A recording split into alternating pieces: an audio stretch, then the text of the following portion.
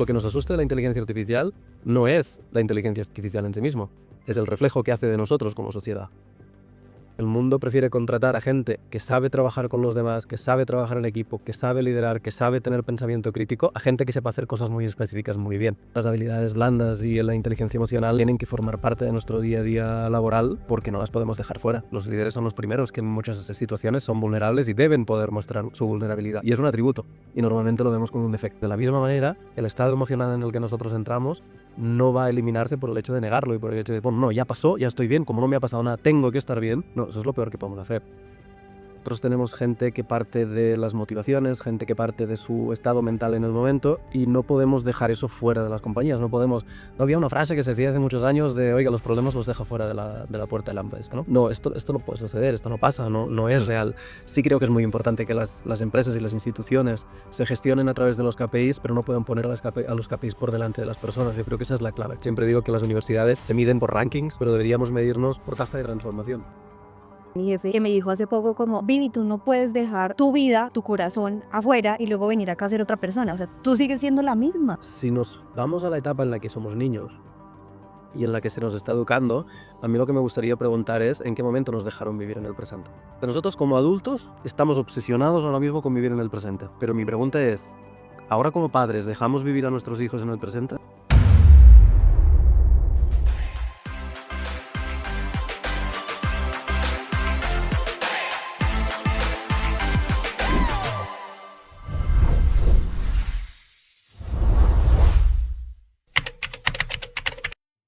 Hola, soy Viviana y hoy en Adentro tenemos una persona que transforma el mundo de la educación. Hoy tenemos a Ferran Calatayud, director ejecutivo de la VIU. Ferran, ¿cómo estás? Muy bien, muy buenos días. Por aquí amaneciendo apenas en Bogotá. ¿Qué haces en Bogotá? Pues nosotros tenemos equipo aquí en Bogotá porque a pesar de ser una institución americana, pues más del 35% de nuestros alumnos son de Colombia y por lo tanto pues nos gusta estar muy cercano a nuestros alumnos. Siempre decimos lo mismo, queremos ser la universidad virtualmente más presencial, entonces de alguna manera nos toca estar aquí y dentro del grupo al que represento pues también tenemos instituciones aquí en Colombia y he venido a darles una pequeña mano con algunos de estos cambios en el ámbito educativo que tú comentabas ahora. Qué chévere. Bueno, Ferran, yo quiero que nos cuentes un poquito más de ti. Queremos conocer un poquito más de ti y qué es eso que tienes adentro tuyo. A ver, yo siempre digo lo mismo, ¿eh? Yo soy una persona de estas que en Estados Unidos llaman self-made. Soy padre de 2 niñas a las que adoro. A partir de ahí, pues la vida me ha ido llevando a trabajar primero en el ámbito digital y en el ámbito de marketing. O sea, yo soy de esos que eran fanáticos de la publicidad y eran fanáticos de transmitir ideas al público y poco a poco fui ampliándolo mucho más y me fui acercando al sector educación. Pero para que se me conozca bien uno lo que tiene que saber es que mi momento favorito del año es la graduación. Entonces, ese momento en el que los asesores de admisiones con los gestores del programa, con los docentes, nosotros somos una universidad 100% online y por lo tanto la gente no se ve. Durante todo el año se ven solo virtualmente y el momento de la graduación es un momento de abrazos, de transformación, de ver gente que la has visto entrar en la universidad y entraba pues con unas inseguridades, entraba con unos desconocimientos y ahora de repente ves que es una persona completamente cambiada, completamente transformada. Entonces, hay quien dice que tengo alma de coach, pero yo siempre digo que tengo alma de coach de 1 a N, ¿no? Me gusta ver grupos de gente transformarse, grupos de gente transformar el mundo y esto es un poco lo que me mueve a hacer lo que hago. Bueno, Ferran, pero antes de ser formador, tú estabas en el mundo corporativo.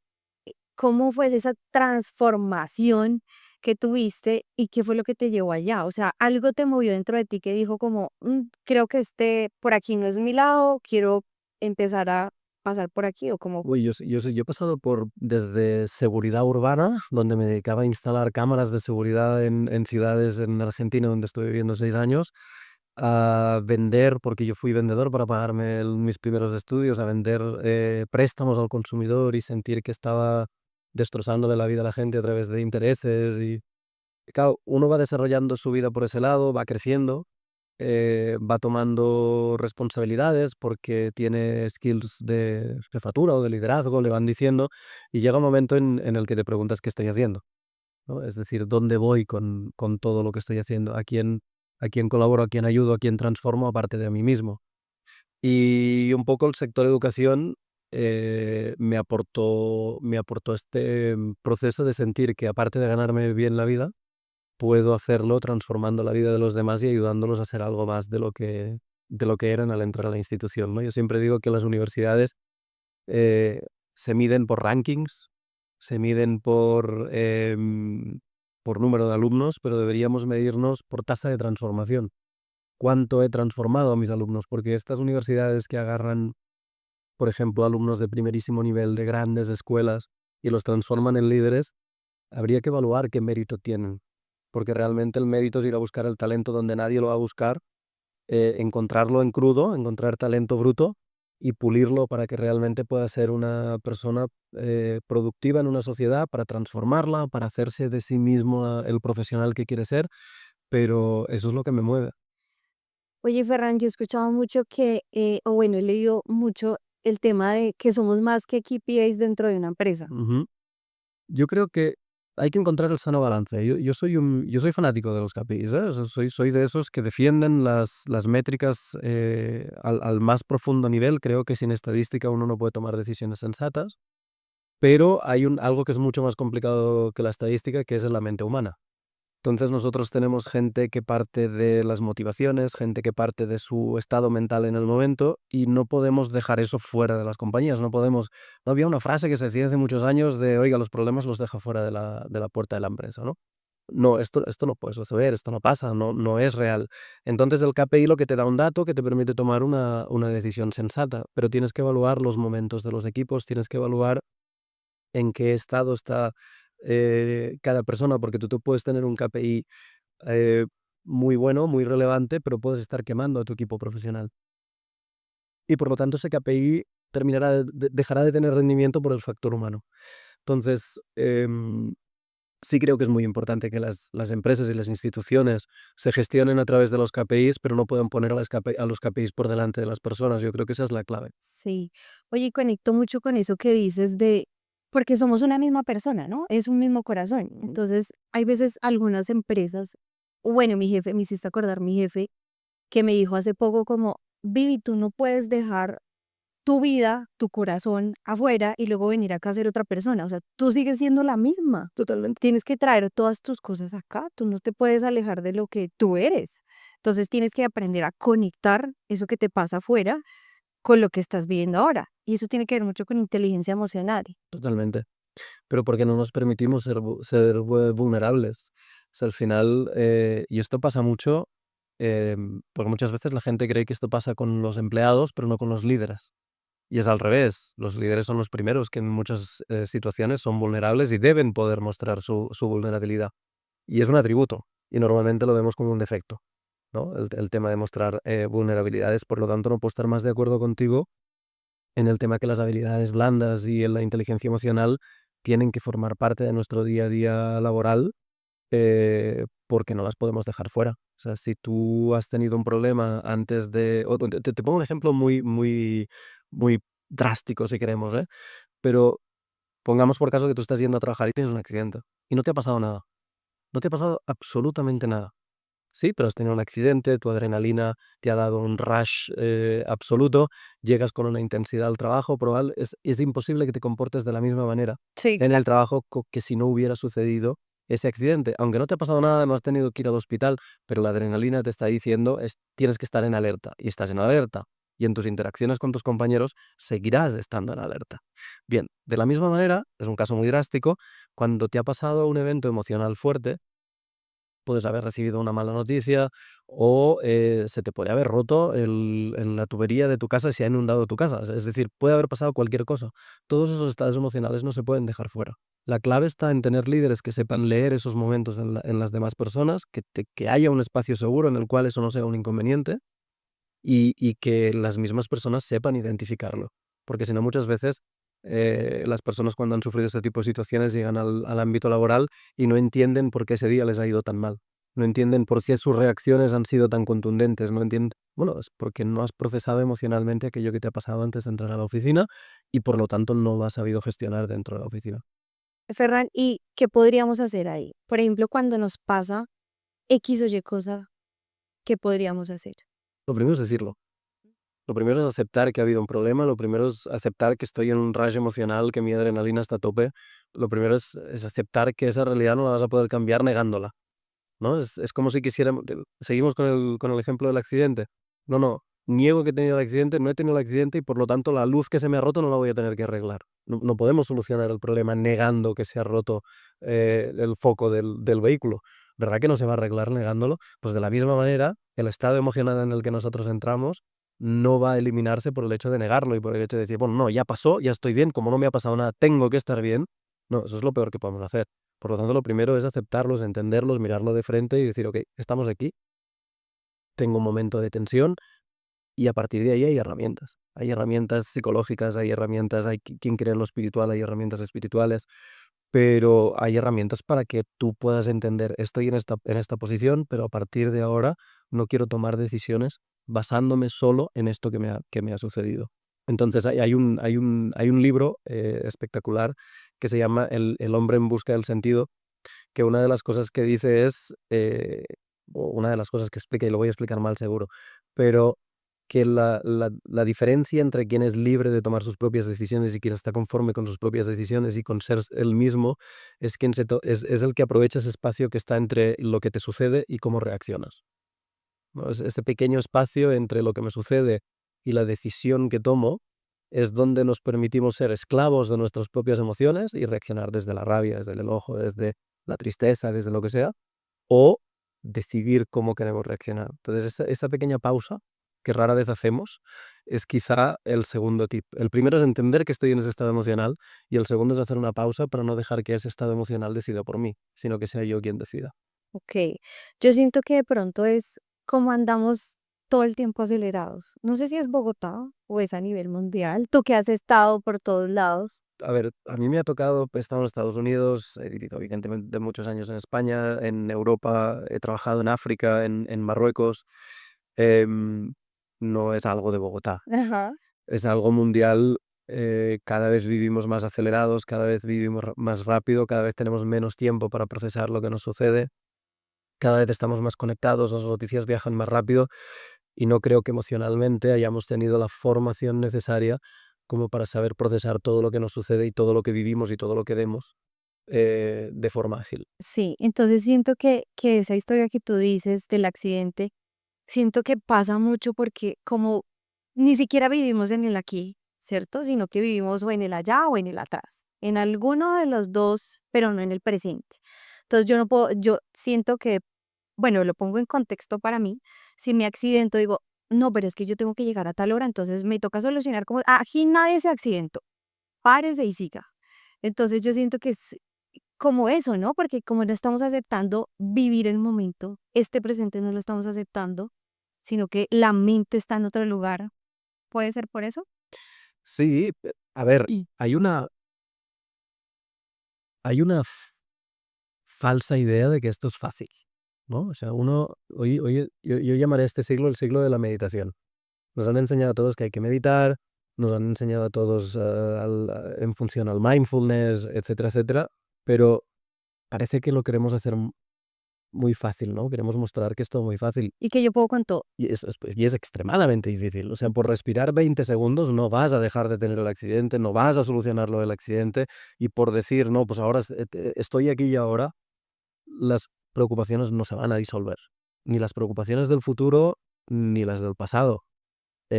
Porque muchas veces esa culpa la arrastramos. Dejar todo eso atrás y dedicarte a vivir exclusivamente en el presente es probablemente una de las cosas más difíciles que existen.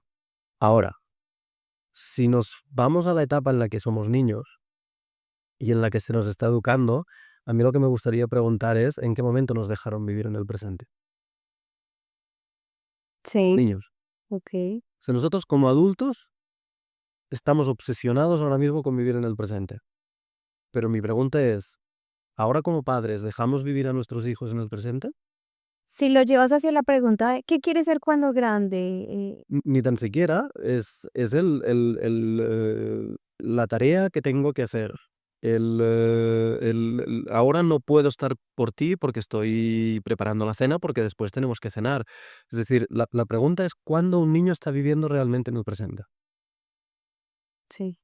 O lo más grave, cuando un niño está viviendo realmente en el presente con sus padres o con su familia, es igual que no sean sus padres. Entonces, realmente nos educan de pequeños a vivir o del aprendizaje y por lo tanto estamos proyectando hacia el futuro o a vivir. Por eso es tan interesante ahora el concepto de aprender haciendo, de aprender divirtiéndose, de no aprender solo en base de... Porque ahí sí estoy trayendo un aprendizaje futuro al juego presente. Y ahí está el disfrute. Y ahí está el disfrute y está demostradísimo desde la neurociencia que si no hay emoción no hay aprendizaje, ¿vale? Entonces, pero yo creo que nos falta mucho por recorrer. ¿Cuál es? A mí no tengo el porcentaje, pero es bajísimo la incidencia que tiene la inteligencia emocional en la educación infantil, ya por no hablar en la educación juvenil. Entonces, ¿que cada vez lo estamos haciendo más? Sí, pero que no llegamos preparados a la madurez para hacer lo que sabemos que hay que hacer, de eso estoy convencido.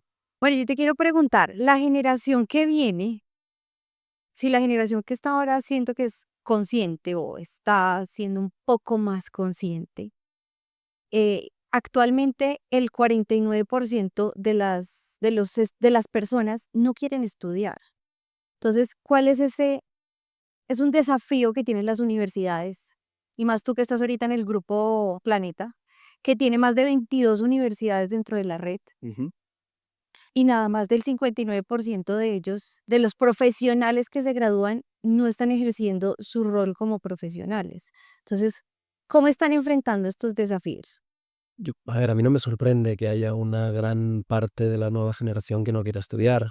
Tampoco ve a los que hemos estudiado exageradamente felices o haciendo aquello por lo que estudiamos o aquello que queríamos hacer.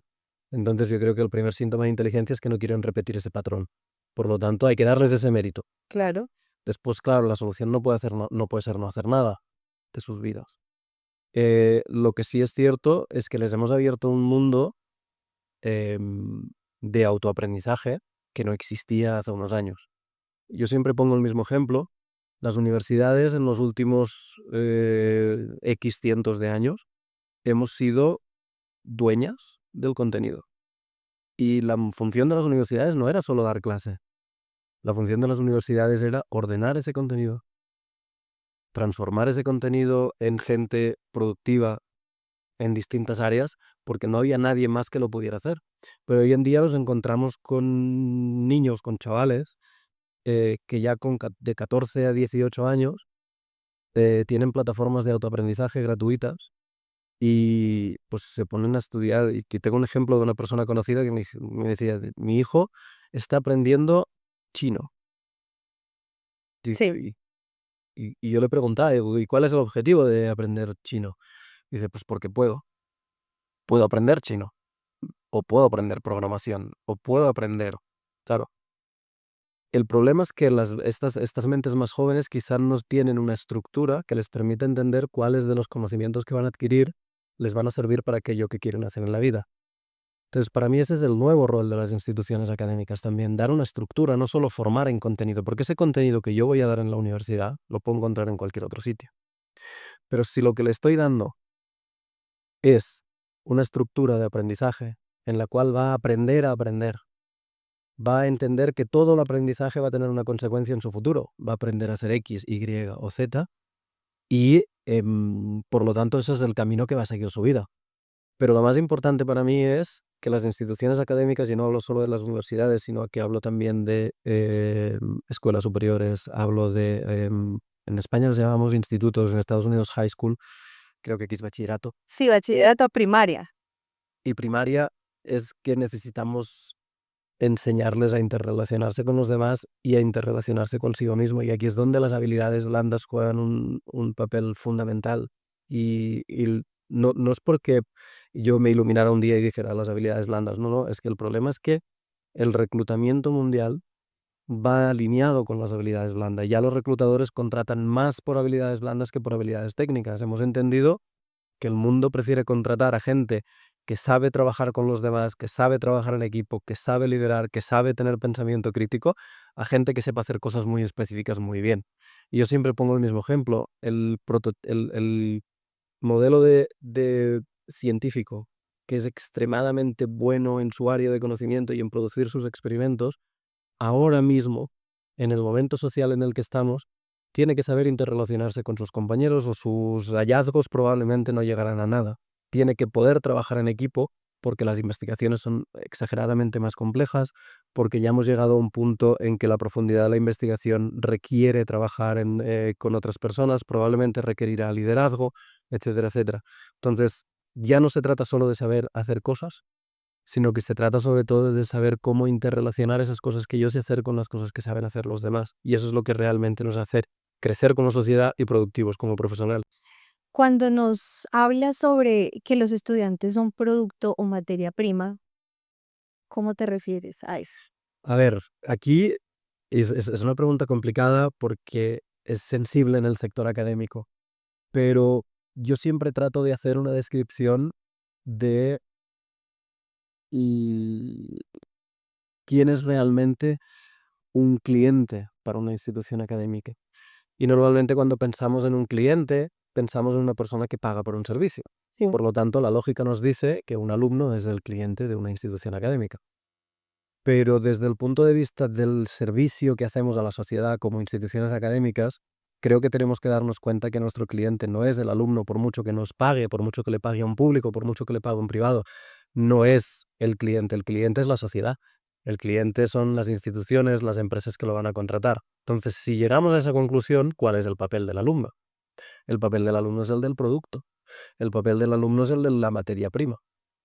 Yo recibo una materia prima que los docentes, el programa académico, las actividades que tenga la institución van a tener que pulir y preparar en un producto que realmente sea de valor para el mercado. Y aquí podemos hablar, cuando hablamos de mercado, la gente automáticamente piensa en empresa, no pensamos en empresa, pensamos en médicos, pensamos en psicólogos, pensamos en científicos, es decir, todo aquello que socialmente necesitamos para evolucionar, para crecer y para sostenernos como sociedad, merece un producto bien trabajado, bien pulido, para que lo pueda consumir la sociedad y esto nos permita crecer. Entonces, cuando lo hacemos de esta manera, lo que conseguimos es que una institución académica cuide muchísimo más el rol de transformación que tiene de los alumnos. Yo creo que lo decíamos antes de cámara, pero siempre he pensado que las instituciones académicas hoy se miden por rankings y se miden por número de alumnos, pero yo creo que se tienen que medir por tasa de transformación. Sí. ¿Cuánto he conseguido transformar la vida de un alumno de lo que era antes de entrar a la universidad a lo que es después de salir de la universidad? Y ese es el auténtico rol que tienen las instituciones académicas en el siglo actual. Ferran, yo quiero que nos cuentes un poquito cómo está manejando la VIU o de pronto otra universidad del Grupo Planeta con la inteligencia artificial. ¿Lo vemos como un amigo o como un enemigo? Ambas, lo vemos como ambas. Y lo tenemos que ver desde la siguiente perspectiva. ¿Los humanos somos nuestros amigos o nuestros enemigos? Ambas. Ambas. Y la inteligencia artificial no deja de ser un reflejo de lo que somos como sociedad. Hay una cosa que en inteligencia artificial se llama el sesgo, y ese sesgo es algo que le hemos dado nosotros. Sí, conseguimos que la inteligencia artificial sea creativa porque nosotros somos creativos. Conseguimos que la inteligencia artificial tome una serie de conclusiones porque nosotros le hemos enseñado esa serie de conclusiones. Conseguimos que la inteligencia artificial no haga cosas que moralmente nos parecen enjuiciables porque nosotros le hemos transmitido esa moral. Entonces, lo que nos asusta de la inteligencia artificial no es la inteligencia artificial en sí mismo, es el reflejo que hace de nosotros como sociedad. Porque el problema no es que la inteligencia artificial sea capaz de falsear videos con tu cara para cosas que tú no quieres que pasen. El problema es que hay humanos detrás de ese proceso que utilizarán ese proceso que puede hacer la inteligencia artificial. Y eso es lo que nos asusta, no la herramienta, no la inteligencia artificial. Entonces, desde el punto de vista académico, y hablo por Vue, específicamente nosotros lo que intentamos es integrar la inteligencia artificial en todas nuestras asignaturas. De hecho, ahora mismo, creo que es en un par de semanas, lanzamos lo que es una especie de copiloto para las asignaturas. Es decir, que tú, sin poder pedirle a la inteligencia artificial que te haga la tarea, ese es el límite, sí le puedes pedir a la inteligencia artificial que te asista en la tarea. Y por lo tanto le puedes pedir que te ayude con el resumen de la clase que está grabada en la plataforma o que te ayude a navegar entre los diferentes contenidos y que te diga, por ejemplo, un ejercicio que hicimos hace poco en la prueba que estábamos lanzando es, oye, asísteme en qué estructura tendría que darle a este ejercicio. Entonces la inteligencia artificial te dice, oye, si tienes que responder a este ejercicio, lo lógico sería que trabajes en una estructura de 5 fases y en esa estructura de 5 fases deberías desarrollar ese contenido. Entonces, lo que estamos haciendo es utilizar la inteligencia artificial como refuerzo cognitivo para la producción de tareas. Lo que no podemos hacer como instituciones académicas es prohibirla, porque yo no conozco ningún profesional hoy en día que no esté o probando o empezando o ya siendo un experto en el uso de la inteligencia artificial dentro de su ámbito laboral. Entonces, si las instituciones académicas y las universidades negamos esa realidad, lo único que vamos a hacer es que lleguen menos preparados al ámbito laboral de lo que realmente podrían llegar. Eso podría como conectar un poco con el tema de productividad. La inteligencia artificial viene a hacer para nosotros lo que hizo un telar en la primera revolución industrial.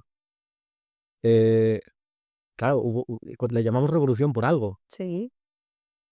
Y realmente hubo gente que sufrió, que lo pasó mal, y ahora hay gente que está sufriendo y lo está pasando mal. Y no podemos negar que la inteligencia artificial tiene un papel en esto. Ahora, si te fijas, hace un rato yo hablaba del poder transformacional de las instituciones académicas. Bueno, estamos en un momento histórico en el que probablemente... voy a ser yo el entrevistador ahora. Sí, ¿Cuántas veces te has tenido que transformar en tu vida? un montón de veces. Vale. ¿Cuántas veces se tuvo que transformar algún familiar directo tuyo, papá, mamá? Me imagino que también un montón. Y si vamos un poquito más atrás, ¿cuántas veces se tuvieron que transformar? Es decir, si subimos generación en generación, la tasa de veces en las que me tengo que transformar y iterar como persona ha crecido exponencialmente. Sí, Y donde hace 70 años nuestra profesión era la profesión que nos iba a acompañar toda la vida y no seguir los pasos de nuestra familia podía ser tomado como una rebelión, una rebeldía, sí.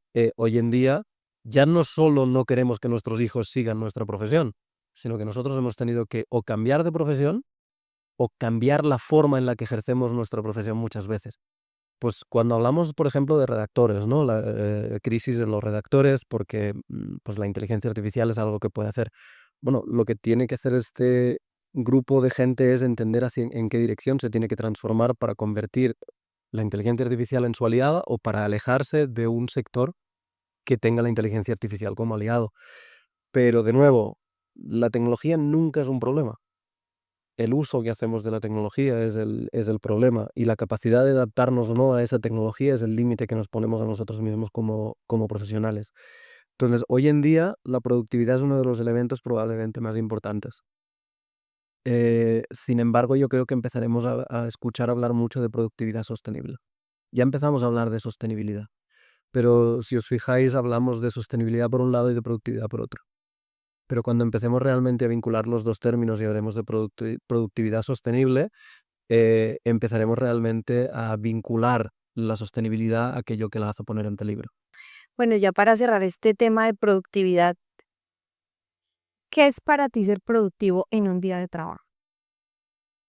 Eso es una muy buena pregunta. Te la puedo contestar desde el punto de vista del liderazgo.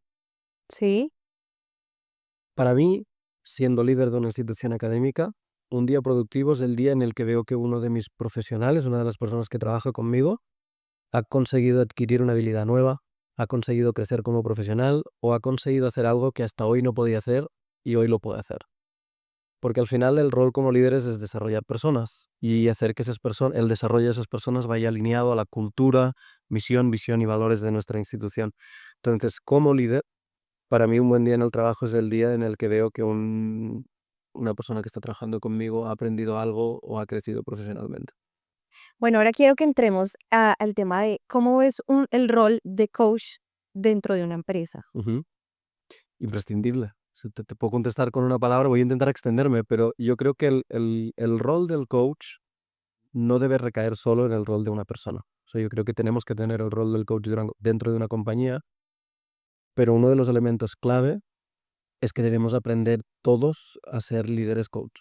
En primer lugar, porque por lo que hablábamos al principio, necesitamos entender cuáles son las necesidades y el desarrollo de las personas que tenemos alrededor y para eso tenemos que tener alma de coach. No nos olvidemos perdón, que el concepto de coach viene de donde viene del mundo deportivo y viene de aquella persona que hace que se estructure un equipo de tal manera que pueda tener éxito o que hace que una persona pueda em, trabajar en sí misma para desarrollarse como deportista. El rol del coach siempre ha estado más vinculado al ámbito deportivo que al ámbito personal y sin embargo ahora lo tenemos mucho más vinculado al desarrollo personal, al growth, que al ámbito deportivo, pero viene de ahí. Al final un coach es quien nos ayuda a desarrollar la mejor versión de nosotros mismos. Entonces, no necesitamos tener solo la figura de un coach en una compañía que de vez en cuando nos acompaña. Lo que creo que necesitamos hacer es desarrollar la cultura coach en los equipos para empezar a tener líderes coach, valga la redundancia, que ayuden al desarrollo de las personas. Un caso real donde ves que un coach ha transformado la cultura desde adentro de una empresa. Yo te puedo hablar de mí y puedo usarme como ejemplo. Y aquí pues, me va a tocar el lado más emocional. Yo tendía a ser un jefe. Hasta cierto punto te diría que tendía a ser, y probablemente habría profesionales que podrían decirlo, que era un jefe bastante mm, déspota hasta cierto punto.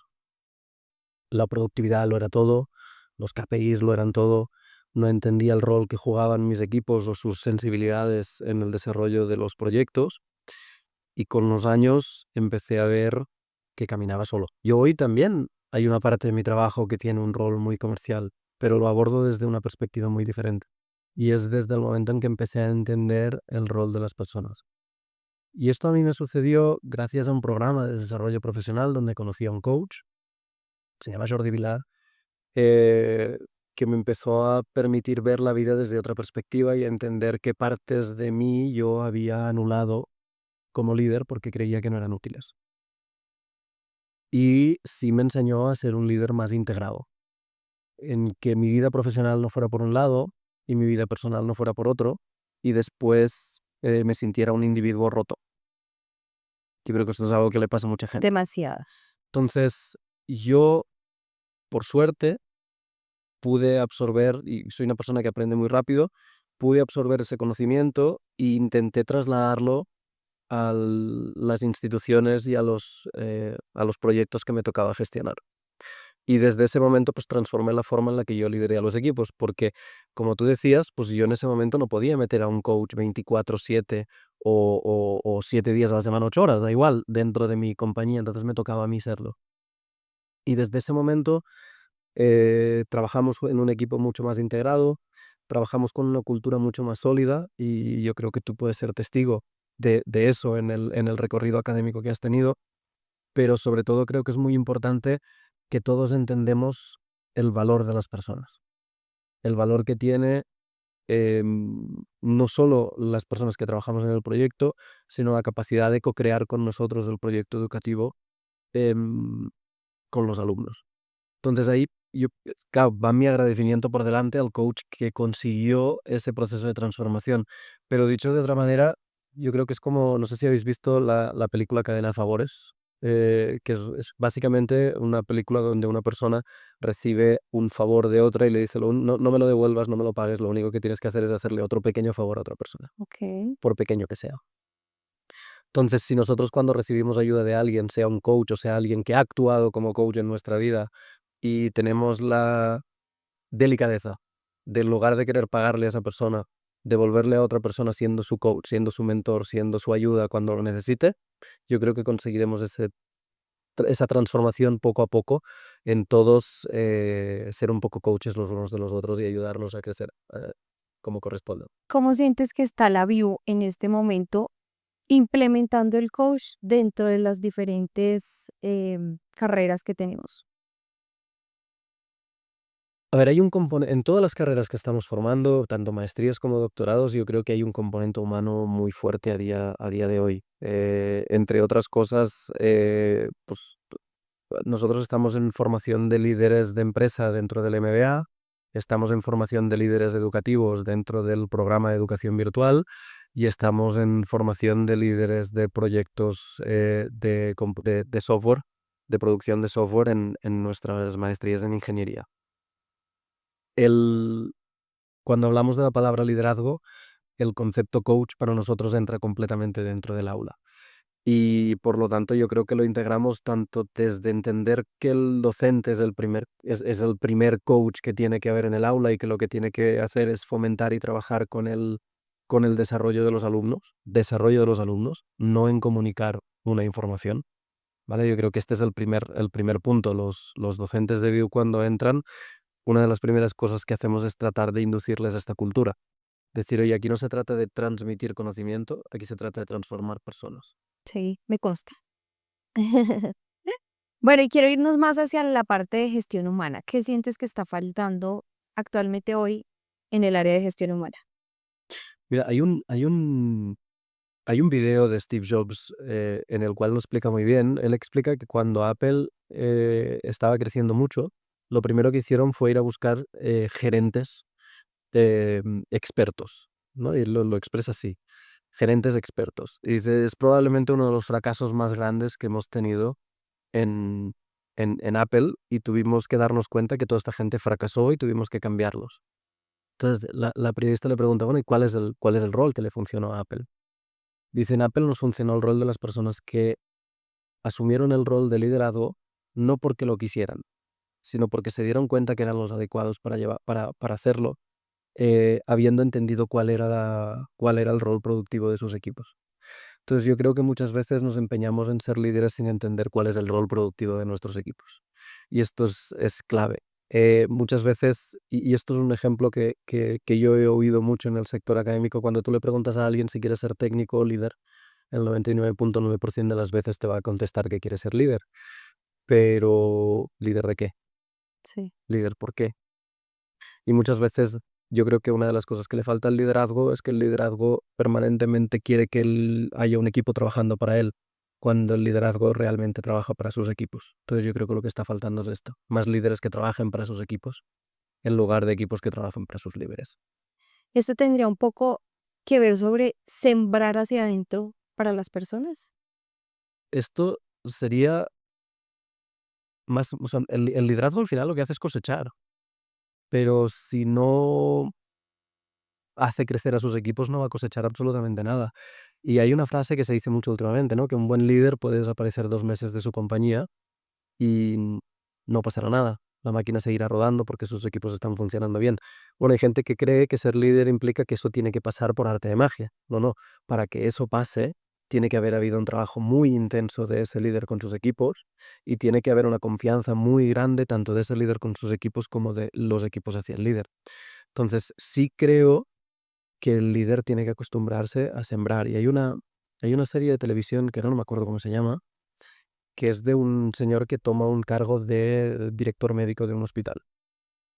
Y una de las cosas que más me gusta de esa serie es que lo primero que hace cada día cuando llega a trabajar es cómo te puedo ayudar.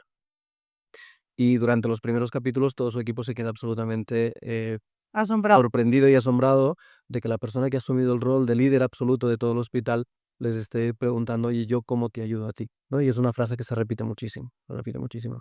Entonces, creo que para ayudar a crecer a las personas, lo primero que tenemos que hacer es preguntarles cómo te ayudo, detectar sus talentos y a partir de ahí empujarlos para que crezcan. Y cuanto más crezcan ellos, más fuertes seremos como institución, como empresa, como sociedad. Ferran, ya para ir cerrando, qué triste porque estoy muy cómoda acá contigo. Quiero que nos digas un poco de cómo manejas ese liderazgo en tu día a día. ¿Cómo es tu hábito? Pues como todo el mundo, tengo días buenos y días malos. Y probablemente una de las cosas que he aprendido con mis equipos es a mostrar mi vulnerabilidad. Yo era de esas personas que cuando algo te dolía no lo podía saber nadie. Entonces, una de las cosas que he aprendido a hacer es a trabajar con mis equipos y decirles, señores, estamos en un mal momento, señores, estoy en un mal momento, em, trabajemos juntos para que esto se solucione. O sea, yo creo que la vulnerabilidad es una herramienta magistral que nos enseñan a ocultarla y es un gran error. Ahora, contestando directamente a tu pregunta, ¿cómo lo gestiono en el día a día? Tratando de entender a mi equipo, tratando de entender dónde los puedo ayudar para que ellos ayuden a los objetivos comunes de la compañía. Trato de, en la medida de lo posible, no imponer, aunque a veces uno tiene que tomar decisiones difíciles, pero sobre todo, tratar de entender qué es lo que le puedo aportar a aquellas personas que están necesitando de mí y para que ellas después puedan aportar al conjunto de la institución. Creo que este es un poco el día a día. ¿Qué le dirías a Ferran de niño? ¿Qué le diría a Ferran de niño? Uf, le diría muchas cosas. Eh, pero probablemente le diría que no se esconda. Que aquello que los demás no ven correcto de nosotros mismos es a veces lo que nos hace especiales y por lo tanto no vale la pena esconderlo. Gracias. Ferran, ¿qué es para ti trabajar desde adentro? Pues mira, si hablábamos ahora de no ocultarle nada a los demás, a trabajar desde hacia adentro es no ocultarte nada a ti mismo. O sea, trabajar con tu propia sombra, y hay una frase también que me encanta que se llama abrazar al cactus. Entonces uno tiene que aprender a abrazar su propio cactus aunque pinche. Pero trabajar para adentro no quiere decir simplemente estar bien. Trabajar hacia adentro quiere decir trabajar con lo que está bien y trabajar con lo que está mal. Bueno, Ferran, gracias a ti por este espacio, por estar aquí. Y gracias a ustedes, nos vemos en un próximo episodio de Adentro. Muchísimas gracias, ha sido un placer.